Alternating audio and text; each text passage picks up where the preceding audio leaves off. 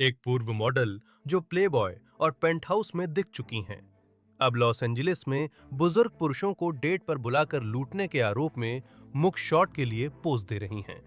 यही आरोप है। महीनों तक दक्षिणी कैलिफोर्निया वासियों को उस पर नजर रखने के लिए प्रोत्साहित करने के बाद जिला अटॉर्नी अब कहते हैं कि उसे आखिरकार अपने कथित अपराधों का जवाब देना होगा। साइड बार में स्वागत है। लॉ एंड क्राइम द्वारा प्रस्तुत मैं जेसी वेबर हूं। ठीक है, तो पिछले साल के अंत में हमने आपको 28 वर्षीय अदवा लेवी के बारे में बताया था, जो कभी-कभी मिया वेंचुरा नाम इस्तेमाल करती हैं। अब लॉस एंजलिस काउंटी की कानून प्रवर्तन एजेंसियों ने जाहिर तौर पर एक बुलेटिन जारी किया है, जिसमें उनका ड्राइवर लाइसेंस फोटो दिखाई देता है। साथ ही उस कार के बारे में ये विवरण भी हैं जो वो चलाती थीं। एक काली पोर्श एसयूवी, एक सफेद मर्सिडीज बेंज सेडान।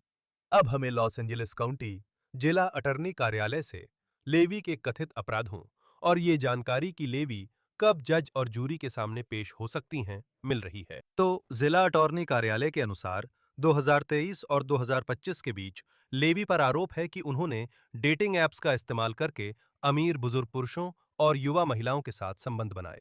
ये West Lake village, West Hollywood, Los Angeles व बेवर्ली हिल्स में हुआ।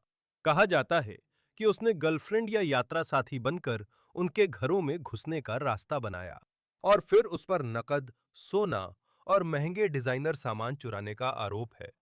तो अभी उस पर 6 गंभीर आपराधिक आरोप लगाए गए हैं। व्यक्तिगत पहचान संबंधी जानकारी के अनधिकृत उपयोग के 2 आरोप, ग्रैंड थेफ्ट के 2 आरोप, प्रथम श्रेणी की आवासीय सेंधमारी का 1 आरोप और किसी व्यक्ति की मौजूदगी में प्रथम श्रेणी की आवासीय सेंधमारी का 1 आरोप।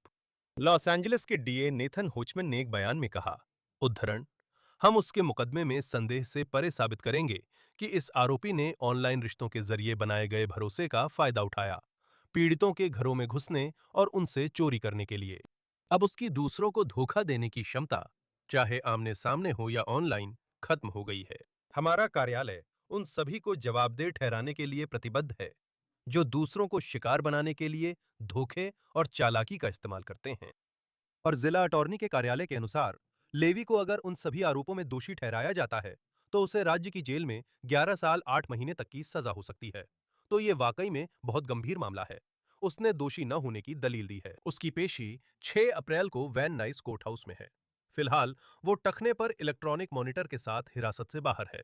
अदालती रिकॉर्ड के अनुसार उसे कथित पीड़ितों से दूर रहने का आदेश मिला है।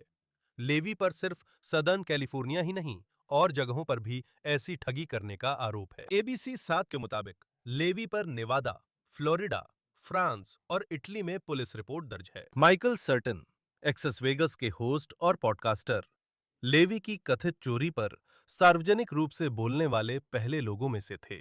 उन्होंने केटीएलए को बताया कि लेवी उनके शो के एक एपिसोड में मेहमान थे और उनके अनुसार एक समय पर लेवी ग्रीन रूम में गए और वहां मौजूद सभी महिला पैनलिस्टों के पर्स से क्रेडिट कार्ड और नकद चुरा लिए।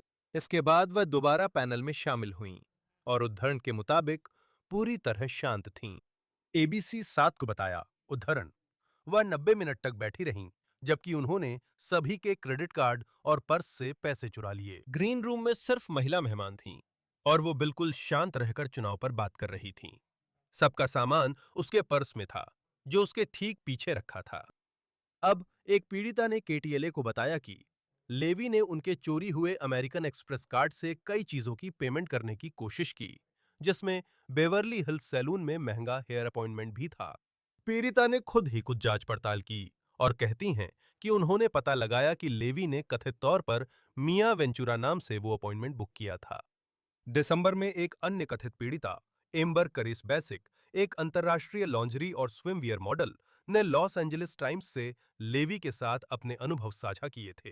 उन्होंने टाइम्स को बताया कि लेवी ने उनसे दोस्ती की, उन्हें अबीजा की सभी खर्चों वाली यात्रा पर आमंत्रित किया, लेकिन सभी खर्चे उठाने वाली बात सुनने में जितनी अच्छी लगी उतनी सच नहीं निकली, क्योंकि बेसिक का दावा है कि जब वह होटल पहुंची तो उसका भुगतान नहीं किया गया था, तो उन्हें चेक इन करने के लिए $2000 से ज्यादा का भुगतान करना पड़ा।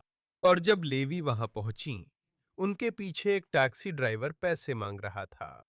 लेवी ने बेसिक से कहा कि उनका अमेरिकन एक्सप्रेस कार्ड यूरोप में नहीं चल रहा, इसलिए बेसिक को ड्राइवर को पैसे देने होंगे। बेसेट का दावा है कि वे रात भर बाहर रहती थीं और उम्र दराज पुरुषों से बिल भरवाने की कोशिश करती थीं।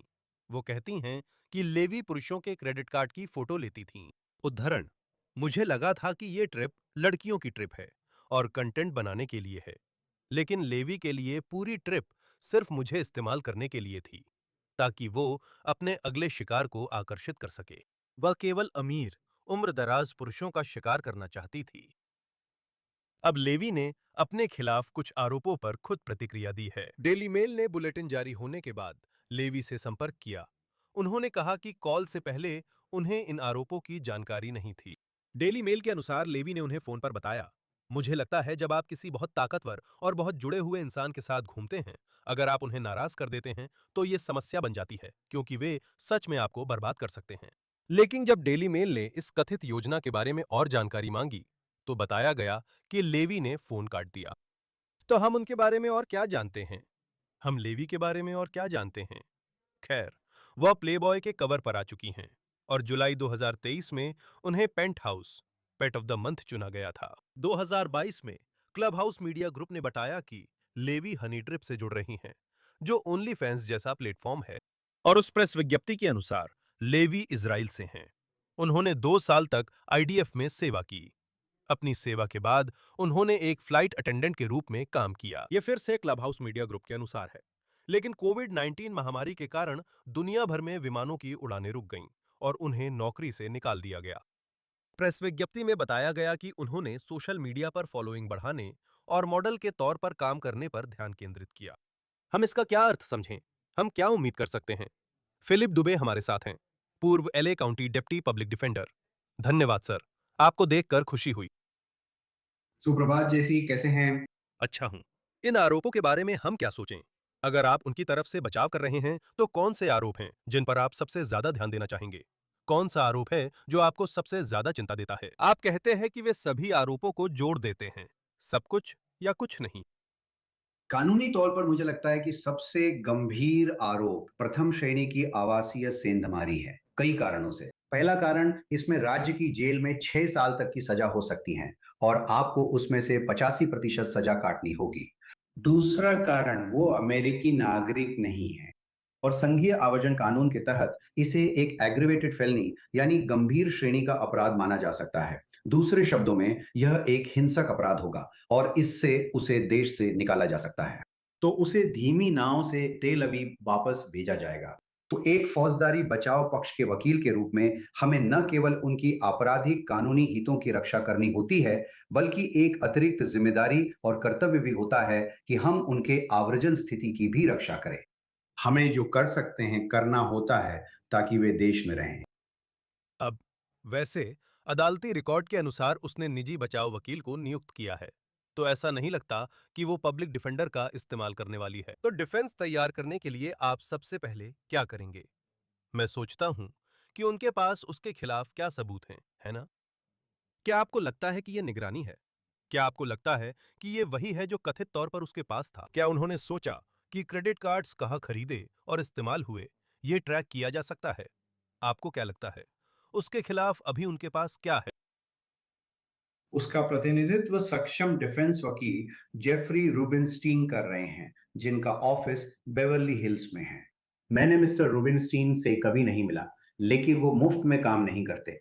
मैं ये बात निजी वकीलों से हमेशा कहता हूं। जब आप ऐसे क्लाइंट का प्रतिनिधित्व करते हैं जिस पर वित्तीय अपराध का आरोप है, जिसमें हाई फाइनेंस और बहुत पैसा शामिल हो, अभियोजक एक सिविल जब्ती की कार्रवाई ला सकते हैं और मूल रूप से आपको दिए गए आपके वकील की फीस भी आपसे वापस ले सकते हैं। अगर वे साबित कर दे कि पैसे गलत स्रोत से आए हैं, तो अगर वो पैसा उसने लिया था और उसी पैसे से अपने वकील को फीस दी थी, तो उसके वकील को आखिरकार मुफ्त में काम करना पड़ सकता है। अगर मैं उसकी तरफ से बचाव करता, तो मेरी पहली कोशिश घर में सेंधमारी के आरोप पर ही होती, सिर्फ दोषी ठहराने के लिए, ना कि मुकदमे का सामना करने के लिए, क्योंकि वहां सिर्फ शुरुआती आधार का मानक लागू होता है। उन्हें संदेह से परे यह साबित करना होगा कि उसके पास हॉल में प्रवेश करने से पहले या तो कोई गंभीर अपराध करने या चोरी करने का इरादा था। सही है। तो तो दूसरे शब्दों में, अगर वो बस घर गई, वहां रुकी और फिर जब वो वहां थी, उसने सोचा, ओह, ये अच्छा लग रहा है और उसे ले लिया, तो वो सेंधमारी नहीं होगी। अगर ये बस बाद में आया ख्याल था तो नहीं।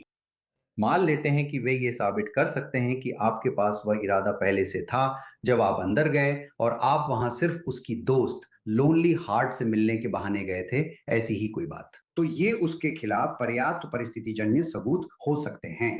लेकिन अगर वहां पहुंचने के बाद यह ख्याल उसे बस बाद में आया, वे अच्छा समय बिता रहे थे और फिर वह इधर उधर देखने लगती है और उसे नाइट स्टैंड पर रखा कोई बढ़िया ब्रेसलेट, कोई गहना या यहाँ तक कि नकदी का बंडल दिखता है और वह उसे ले लेती है। इसका मतलब यह नहीं है कि वह निर्दोष है, इसका मतलब सिर्फ इतना है कि यह सेंधमारी नहीं है। तो फिलिप, फिर से आपको क्या लगता है कि सबूत क्या होंगे? वे इसे कैसे साबित करेंगे? क्या ये होगा कि अगर आप कई कथित पीड़ितों, कई घटनाओं की बात कर रहे हैं, तो संख्या में ताकत होती है? क्या इसी तरह आप इरादे तक पहुंचते हैं? क्या आप ऐसे ही पता लगाते हैं कि कथित तौर पर वो क्या कर रही थीं? क्योंकि फिर से ये एक तरह से ये बहुत ही दिलचस्प मामला है। इतने स्तरों पर आप आरोपों, घटनाओं के ओवरलैप और इरादे को साबित करने के तरीकों पर सोचते हैं। ये आरोप पर निर्भर करता है।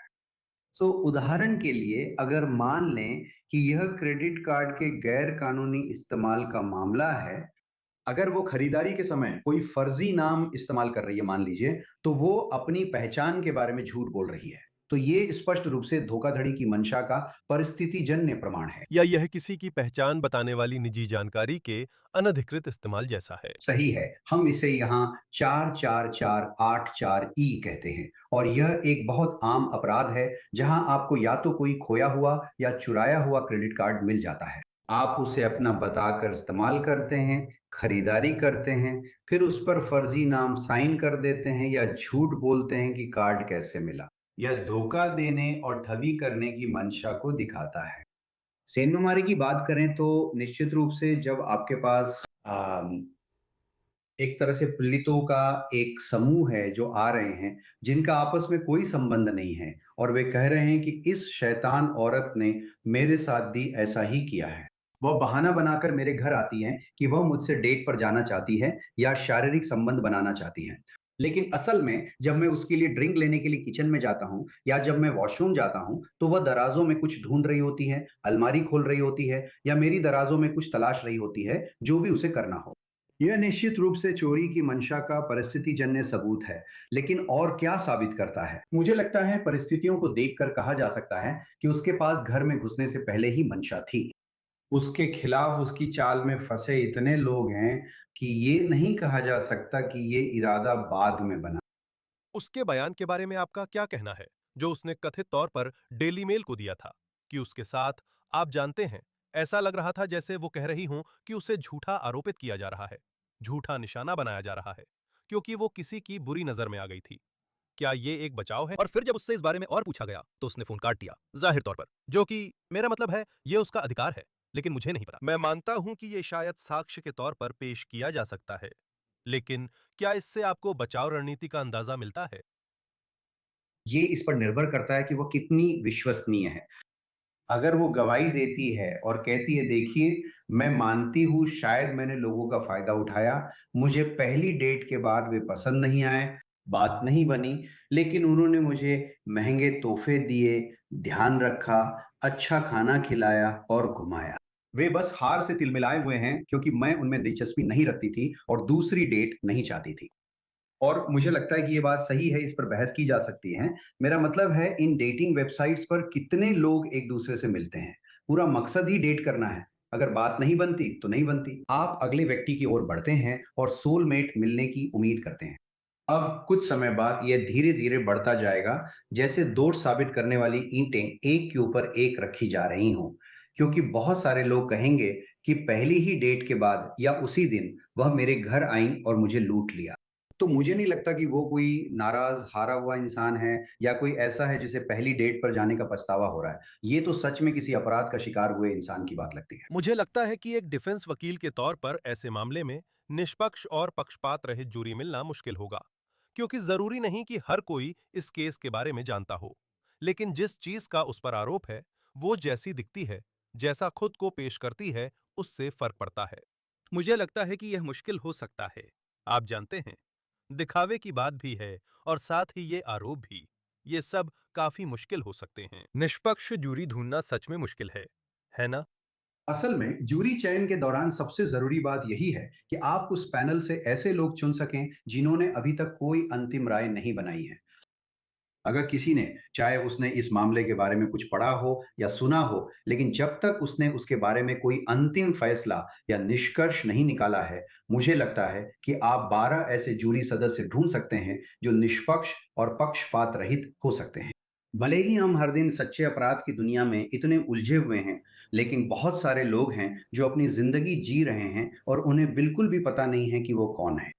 और सच कहूं तो ईमानदारी से कहें, खासकर यहाँ एलए के वेस्ट साइड और सैन फर्नांडो वैली में, जहां उस पर मुकदमा चलेगा, हमारे पास एक बड़ा यहूदी और इजरायली समुदाय है जो शायद उसके प्रति सहानुभूति रख सकता है। मैं उन्हें वोक या सिर्फ इसलिए लोगों को छोड़ देने की ओर झुका हुआ नहीं कहूंगा क्योंकि वे इजराइल से हैं। मुझे लगता है कि कुछ समान सोच होगी, अगर आप समझें। वे शायद उसे थोड़ा फायदा दे दें और सोचे भी नहीं कि उनका कोई ऐसा कर सकता है। मुझे लगता है कि जूरी सदस्यों से पूछा जाना चाहिए, क्या आपने उसका कवर फोल्ड देखा? या क्या आपने उसे कभी ऑनलाइन देखा है? मेरा मतलब है, अगर वो सच में उसी सेवा का हिस्सा थी, तो उनसे इसके बारे में पूछा जाता है ना? बिल्कुल। अदालत उन्हें कारण बताकर छूट दे सकती है, क्योंकि अगर आप ज्यूरी से पूछताछ की प्रक्रिया के दौरान बता सकते हैं कि उन्होंने पहले से ही एक अंतिम राय बना ली है, आप जानते हैं कि वह एक पीड़िता है, एक खलनायिका है, एक चोर है, एक चालाक है, एक ठग है, क्योंकि उन्होंने मीडिया रिपोर्ट्स पर अंतिम राय बना ली है, जज कारण बताकर उन्हें बाहर कर देंगे। ठीक है। क्या आपको लगता है कि ये ट्रायल तक जाएगा? आप इस केस में नहीं हैं और सबूत भी नहीं जानते। लेकिन क्या ये वही स्थिति है जहां आपके पास ठोस सबूत हों और आप दिखा सकें, लेकिन फिर भी मुझे नहीं पता कि उनके पास क्या है? अगर इसे दिखाना और साबित करना आसान है। व्यक्तिगत पहचान संबंधी जानकारी का अनधिकृत उपयोग क्या आप कर सकते हैं? आप जानते हैं, अगर कोई निगरानी फुटेज है या क्रेडिट कार्ड की रसीदें हैं, जो भी हो, क्या ये ऐसा मामला है जहां आपको लगता है कि कोई समझौता हो सकता है? और वो समझौता कैसा होगा?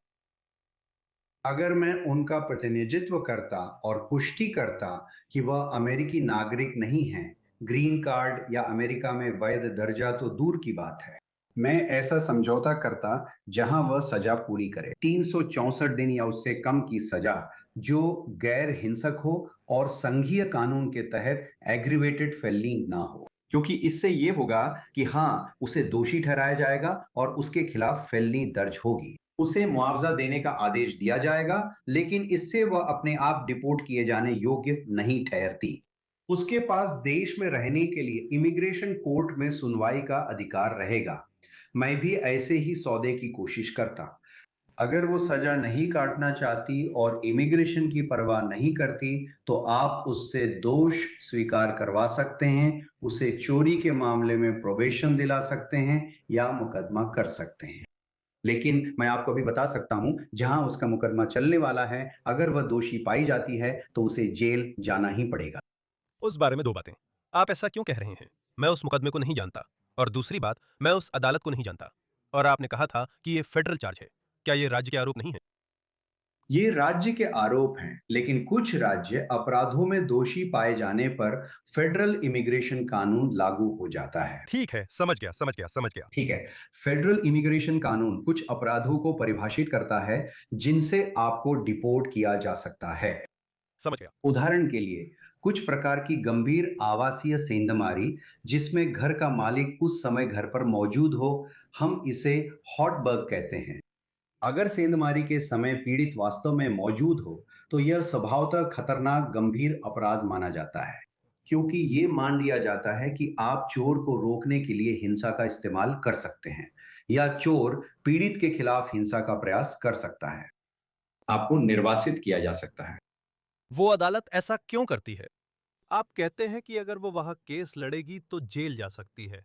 ऐसा क्यों? मैं ये सिर्फ अपने अनुभव और सैन फर्नांडो वैली में मुकदमा लड़ने के आधार पर बता सकता हूँ। जब आप समझौता नहीं करते और आपकी सजा लगभग 11 साल तक हो सकती है, तो इतने सारे पीड़ितों के होने पर आपको सिर्फ प्रोबेशन नहीं मिलेगी। मेरा मतलब है, इस तरह की चाल और जिस तरह का फायदा आरोपी ने उठाया है, कई पीड़ित जो कमजोर थे, जो इतनी चालाक और चालबाज इंसान का आसानी से शिकार बन गए, उसे सजा मिलनी ही चाहिए। वरना आप इस तरह के व्यवहार को कभी नहीं रोक पाएंगे और उस समय उसकी इमिग्रेशन की चिंता उसकी सबसे छोटी समस्या होगी, वो जेल जाएगी। फिलिप दुबे, आपके साथ रहकर अच्छा लगा। आप कैलिफोर्निया के कानून और लॉस एंजलिस की बातें सरलता से समझाते हैं। धन्यवाद सर, सराहना करता हूं। जर्नल ऑनलाइन है, स्वस्थ रहें। और फिलहाल साइड बार पर हमारे पास आपके लिए बस इतना ही है दोस्तों। हमारे साथ जुड़ने के लिए बहुत बहुत धन्यवाद। और हमेशा की तरह कृपया यूट्यूब, एप्पल पॉडकास्ट, स्पॉटिफाई या जहां भी आप अपना पॉडकास्ट सुनते हैं वहां सब्सक्राइब करें। आप एनबीसी के पिकॉक पर हमें देख सकते हैं। मुझे एक्स, इंस्टाग्राम पर फॉलो करें और न्यूज नेशन शो जेसी वेबर लाइव सोमवार से शुक्रवार ईस्टर्न समयानुसार रात 11 बजे देखें। अगली बार मिलेंगे।